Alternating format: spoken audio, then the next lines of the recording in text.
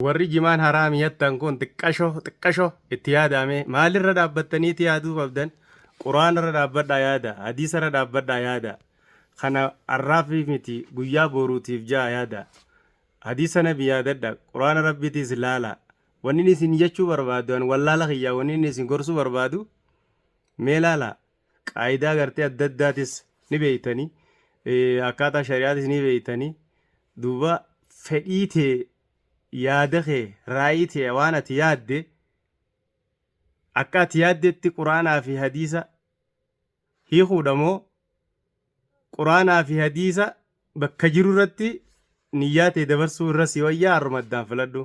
ergamaan rabbii hadiisa keessatti waan jedhus ni beeyta haraam jechuun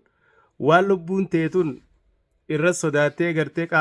nafsee teetana keessa haraami moo halaali jettee irraa gat olii gat asiifachi ooftees yaaddeeyse namnilleen jelaal namnilleen yeroo ati waan san dalaydu akka irra sidhuuf hin feene haraam jechuun jineraalii hadiisa kana kanneetuma biraa deeme nabi sallallahu alaihi wasallam duba namni jimaa nyaatu achi beheessi dubbachuu jira bar siffalmu jira dirree irra dhaabbatee nyaata walgahii irra dhaabbatee nyaata halaalitti yaadee nyaachuu jira xiqqashollee onnee isaa tana keessa haraam jechuun rirrifaatuun keessa hin jirtu namni kun irra guddaa ni beeytan keessaa'u hoggaanii fi lafa dalaynu hoggaa waan adda addaa dalaynu wallaahi harargeen ni beeyna garuu warri harargee dhalatta ni beeyna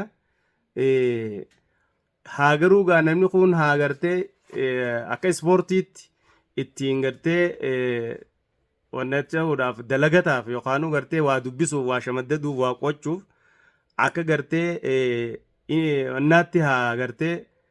ittiin gartee dalaguuf haa nyaatu malee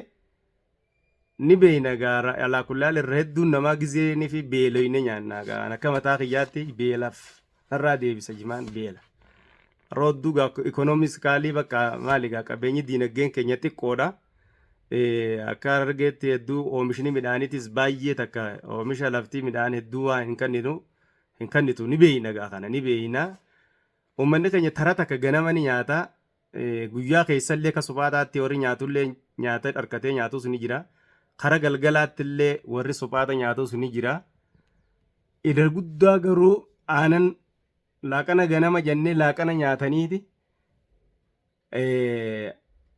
guuzinii bakka yookaanuu gartee kophatti gisee dalaydus aananii fi bishaan waliin danfifatanii soguddaas itti godhanii waan takka takka bunarraa yookaanuu gartee ejersarraa yookaanuu gartee hashara bunarraa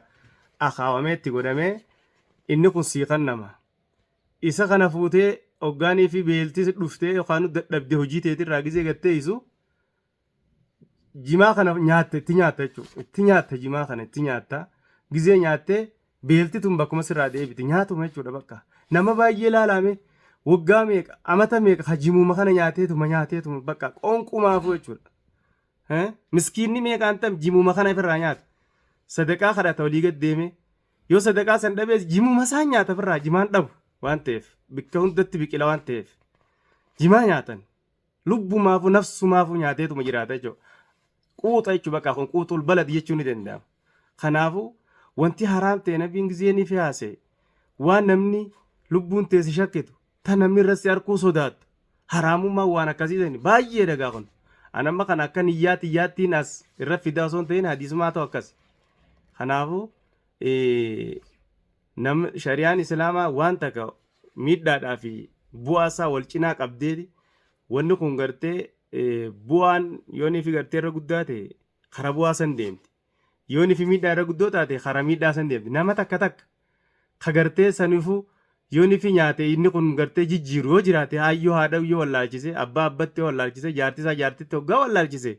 sammataa isaatti isumarratti haraami sun dhiisuu danda'a. Laakiin garuu biittituun guutuu nyaataaf qoonqoodhaaf nyaatan midhaan hin argatanuu baay'ee jireenyi qaaliidha. Kun ammoo kaaya midhaan san argatus ittiin dalagachuuf saayinsii ittiin qo'achuuf diirrabbi ittiin qo'achuuf lafa ittiin dalaguuf jaarmee adda addaa ittiin dalaguuf wanni kun bakka enerjiidha jecha bakka enerjii jechuun maali gaa nyaatuma jechuun nyaata bakka nyaatni gaan jireenya keenya keessatti nyaata gaa amma dura namni ogaa nyaata gaa harkate nyaata madaalamaa gaa ogaa rabbisii kanne isa kana dhiisuu dandeessa maaliif jechuun hoggaa dhabni si jiru waan akkanaa tanagaa ittiin xaqqamattee irraa fayyadamta. Kuni amma dabalata jechuun nyaata dabalataati. Amma nuti akka nuti beeknutti sooratarraa soorata dabalataati. Yoo nama gartee caatii kana beekne namoota godina adda addaa biyya caatiin itti magaranii jira gaamma. Oromiyaa tana keessa mee deema laala lafa gartee godina Arsiitii fi godina Baalee tana keessa deema. Laftis warraa diriirtu akka teessi qamadii malee uumaan biqilchitu. Tara bakka gartee naannoo akka madda walaabuutii fi gammoojjii karaa ituutii fi karaa dhiirkan akkana deema ammas karaa booranaas karaa gartee aanaa liiban karaa nageellee booranaa kanatti xaafii fi wanni garagaraattis ni biqilti. Ammoo gubbaa isaa irratti dhuguma jirtu hoggaadii fi dubbannu hin biqilan wanni biraa muka caatiitii fi buna dhiisi wanni biraan biqiltu. Garuu karaa dalloo mannaatii fi aanaa barbaree akkana hoggaanii fi deemtee bosona tana keessa naannoo gartee akka harannaa bullu kana. Akkanatti jala kanarra hoggaanii fi akkasitti karaa gartee haroo dumaaliin jiran kan hoggaa deemte bunnillee ni jira caatiillee ni jira. Warri kun haa murteessu nyaata wanni kun hadaraa waan hin beeyne nama hin beeytu warri taakaa jimaa fi waan taddaan hin beekin diirra biitiin hin taphatina. Kana uummanni kun nyaataaf qaba qoonqoodha wanni kun soorata. Rabbiin waan gaarii lafarraa isinii baasee samiirraa rooba gabbuusee lafarraa isinii magarse nyaadhaa dhugaana qofa gabbaraa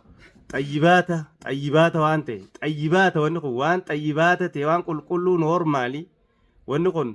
waan takkallee jijjiirama takkallee wanni si fidu hin jirtu. Kanaafuu wanni kun nyaata uummanni soorataaf nyaata ittiin jiraata lubbuudhaaf ittiin jiraata miskiinni nyaate midhaan hin arganne kagartee xaafiin arganne. Kagartee muuzan arganne ka kuduraa fi muduraan argan hiyyeeyyii meeqaan tam muka jimaa kana gaara hunda keessa rabbiin biqilchee jiran gaafaan gartee Baalee madda walaaburraa aanaa liibanitti deemu laga gannaalee miilaaniin ce'ee beelee gizeen beela'u liiban gama gizeen ce'u bosona tana keessa bakka waan rabbiin na sooruun laalladhayee gizeen achi ce'u mukkeen hundi gurguddaa kaarrii qabu ka gaafa duriitti waan takka illee hin qabu. Jimaa harkadheetiin jimaa kana bakka rabbiin uumamaan durichi magarsa nyaadhee beeltiin irraa deebitee hanga kuunoo lafa gartee gubbaa gartee warri beekuni beekan nageellee boronaatti achi karaa gartee qoobee adii fi buruurii bakka janna hangachiittiin deemeen siin ja'a yoo dhugaa seetes. Kanaafuu wanni kun nyaata harkuma keessaniin haraam jettanii harkuma keessaniin barreessitanii harkuma keessaniin daliilatti fiddanii harawaa'uu abalu jettanii man kadhaba alayya muta'ammidan falyatabawwa maqaadahu minan naar. Namni gartee rabbii je rasuulaa jeje akkanumatti yaada isaatti as fidiyoonni kun haraamtuun waan akkana nama gootiyyee hujjaa adda addaa baafate ibidduma jahannam keessaa bootaa laallataa je. Laakiin wanni takka asilii ni beeytanii akka warra fanni rasuulaatti asilii waan takkaa maali jennaan halaali. Waan nasiin keessaa dhuftee gartee tun haraami tun gartee kan jette malee. Kanaafuu rabbiin beekaadha wanta akkallee irratti hin dhokattu nasiin dhuftee waa hundaa'u haraami jettee farshoon haraami wanni kana haraami jettee keessaa baafte. Jimaan amata kun meeqa dura jira yaman jira gaafasiis jimaan numa qama gaafasiis numa nyaatama. Hadiisota garagaraati jira mee bal'isaatuma laalaati wanni kun nyaata aarayni isaa kun nyaatu alaa kullee alaa immoo kabubbule nyaatinaan isiniin jaan dhaamsi kiyya kabule hin nyaatinaa jimaa bubbule hin nyaatinaa kalta wanta ta'a maali ni summa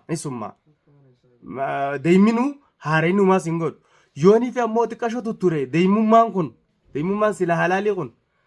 nama ijijjiira jimaanis yoo bubbule nama ni jijjiira haarayni isaa ammoo nyaata haara isaa irratti garaagarummaan takkalleen quraanaa fi hadiisa jidduutti wanni dhoorku ni jira jee egartee ani yaadu isinillee mee akkasitti irratti saayinsii taati irratti xiinxalaa akka yaada kiyyaa qofa jala osoo hin ta'in akkuma hadiisaa fi quraanaattu haarayni isaa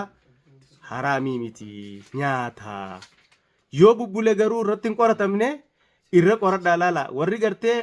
karaa gartee biyya biraa jirtan fagoorra warri jirtan nyaatanii sakaraan dura dandeessan jimaa goggogaa fa'aa warri nyaatan warri gartee jimaa bultee fa'aa nyaatan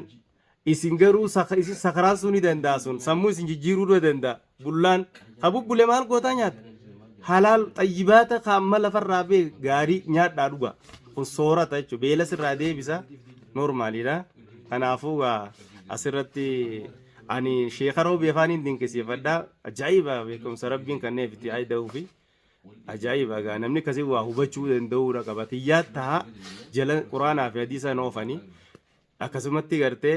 itti ilaaluudhaan gaariidha wanni hin beekne nama hin beektu dhiifamallee naa godhaadha beekumsa hin qabu wallaala kiyyaan isin gorse isin hundinuu isiniin jaaladha.